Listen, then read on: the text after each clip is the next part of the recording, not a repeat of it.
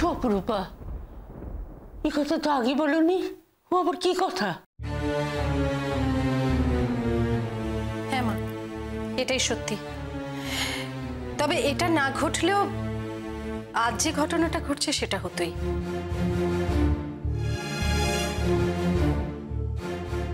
হয়তো দুদিন পরে হতো। এই ঘটনার জন্য বিয়েটা তাড়াতাড়ি এগিয়ে এসেছে। আমি তোমাদেরকে নাই বলতে পারতাম, কিন্তু আমি সেটা করতে চাইনি। আমি জানি এটা নিয়ে তোমরা অনেকে অনেক রকমের কথা বলবে, তোমাদের অনেক অস্বস্তি হবে, কিন্তু চুপি চুপি আমি কোনো কিছুই ঘটাতে চাইনি, কারণ এটা তো কোনো অন্যায় নয় বলো।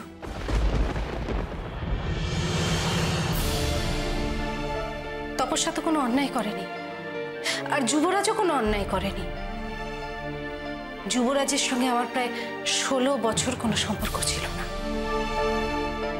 যুবরাজ যেরকম আমাকে ভুলে যেতে পারেনি, সেরকম যুবরাজের তো একটা ফাঁকা জায়গা ছিল, সেই জায়গাতেই তপস্যা আসে। এটা তো অস্বীকার করা যায় না।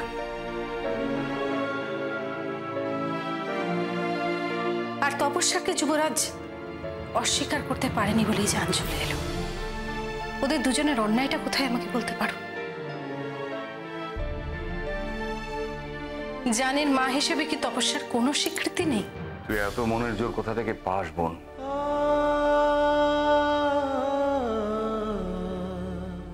তুমি তো তোমার জীবনেও কম মনের জোরের পরিচয় দাওনি দাদা। ওরা কোথায় আর যুবরাজই বা কোথায়? ঘটনাটা ঘটলে আমি এখানে আসতাম না। তোমার মুখে তেমন কথা মানায় না। তুমি যদি তুতুল আর ঋষির বিয়েতে যেতে পারো, তাহলে যুবরাজ আঙ্কেল আর তপস্যার বিয়েতে আসতে পারো না? এটা কিরকম কথা হলো? আমাদের জীবনগুলো কিরকম আস্তে আস্তে যেন নাটক হয়ে যাচ্ছে, মনে হচ্ছে পুরো সিনেমার দৃশ্য।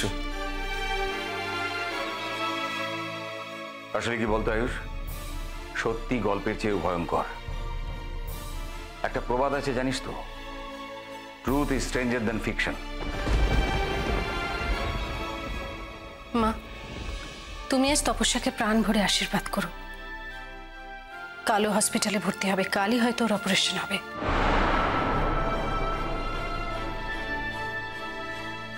তারপর কি হবে আমরা কেউ জানি না। তুমি ওকে কোনো কটু কথা বলো না, কেমন? আর যুবরাজকেও তোমরা কোনো কটু কথা বলো না, তাহলে ওর খুব খারাপ লাগবে। আর তপস্যা তো এমনিই মরমে মরে আছে বলো। এরপরে যদি ও কোনো কটু কথা শুনে আমাদের দিক থেকে, তাহলে ওর লজ্জার শেষ থাকবে না।